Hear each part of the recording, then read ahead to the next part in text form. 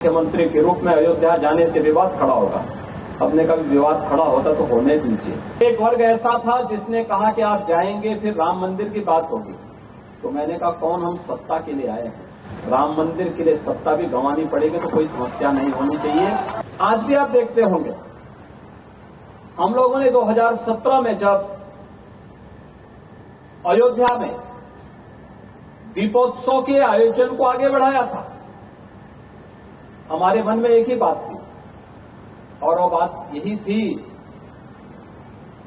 कि कैसे भी हो अयोध्या को उसकी पहचान मिलनी चाहिए, कैसे भी हो अयोध्या को उसकी पहचान मिलनी चाहिए, अयोध्या को वो सम्मान मिलना चाहिए जिसका वो हकदार होना चाहिए।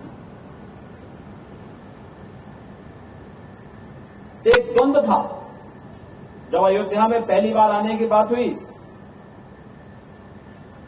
यद्यपि मेरी 3 पीढ़ियां श्री राम जन्मभूमि आंदोलन के लिए समर्पित थी, मुझे कोई समस्या नहीं थी, लेकिन शासकीय व्यवस्था जिस नौकरशाही से जकड़ी होती है, उस नौकरशाही में एक बड़ा वर्ग ऐसा था जो कहता था कि मुख्यमंत्री के रूप में अयोध्या जाने से विवाद खड़ा होगा।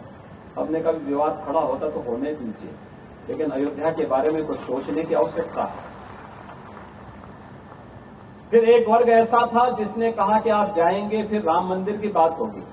तो मैंने कहा कौन हम सत्ता के लिए आए हैं, राम मंदिर के लिए सत्ता भी गंवानी पड़ेगी तो कोई समस्या नहीं होनी चाहिए। और हम लोग उस समय फिर इस कार्यक्रम के साथ जुड़े। मैंने से 19 अवस्थी से कहा, मैंने कहा एक बार चुपचाप जाकर के देखो दीपोत्सव का कार्यक्रम कैसे हो सकता है। और वे यहां आए, उन्होंने यहां सर्वे किया, उन्होंने कहा दीपोत्सव का आयोजन होना चाहिए। मैंने कहा मैं जाऊंगा, दीपोत्सव करते करते बीच में फिर राम मंदिर की बात उठेगी तो इसको क्या करेंगे। उन्होंने कहा नहीं, कार्यक्रम हो इसके बारे में हम सबसे बात करते हैं और सबका सकारात्मक भाव हो। और आज आप देख रहे होंगे दीपावली के एक दिन पहले अयोध्या का दीपोत्सव अयोध्या का एक फेस्टिवल बन गया, एक पर्व बन गया है। लाखों की संख्या में श्रद्धालु आते हैं और मैं मानता हूं यह शुरुआत थी अयोध्या में राम जन्मभूमि बनने की शुरुआत थी, राम जन्मभूमि की आधारशिला रखने की एक शुरुआत थी। अभी मैं जन्मभूमि दर्शन करके आ रहा हूं। मैं गत वर्ष अयोध्या में आए हुए श्रद्धालुओं की संख्या को देख रहा था और मैंने 2015-16 में भी कितने श्रद्धालु यहां आए, 16-17 में कितने आए, वो आंकड़ों को भी देख रहा था। एक समय था जब पूरे वर्ष भर में केवल 2,34,000 श्रद्धालु यहां पर आए थे 16-17 में। और मैं गत वर्ष के आंकड़े देख रहा था, गत वर्ष अयोध्या धाम में श्रद्धालुओं की संख्या आई थी 16 करोड़। आप अनुमान करिए क्या 2,34,000 और 16 करोड़ में कोई अंतर ही नहीं है। अभी आप देख रहे होंगे लाखों लोग अयोध्या में आज भी दर्शनार्थ आए थे। लोग चाहते थे, लेकिन लीडरशिप का अभाव था, लोग उसको आगे नहीं बढ़ने देना चाहते थे, सही जानकारी और सही तथ्यों को सामने नहीं आने देना चाहते थे।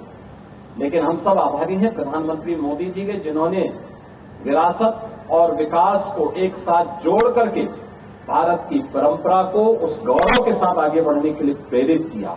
और मुझे लगता है कि आज के दिन पर वह लेखनी का आधार बनना चाहिए, क्योंकि जो लेखनी आज होगी वह आने वाली पीढ़ी के लिए धरोहर बनेगी, आने वाली पीढ़ी के लिए एक प्रेरणा बनेगी। कैसे भारत का नेतृत्व बदलने के साथ ही भारत एक नए भारत के बारे में सोचने लग गया, एक भारत श्रेष्ठ भारत के बारे में सोचने लग गया। एक समय था जब भारत का वासी अपने आप को भारतीय कहने में थोड़ा संकोच करने लग गया था। उत्तर प्रदेश का वासी अपनी पहचान को छुपाता था। ज्यादा समय नहीं, 1 दशक पहले की स्थिति थी, और आज क्या परिवर्तन आया है। जो नहीं भी होगा उत्तर प्रदेश का वो भी कहता मैं भी उत्तर प्रदेश का हूं। जो नहीं भी होगा भारत का वह कहेगा कि मैं भारतीय हूं। न्यूज नेशन अब व्हाट्सएप पर खबरों की ताजा अपडेट के लिए न्यूज नेशन के इस QR कोड को स्कैन करें।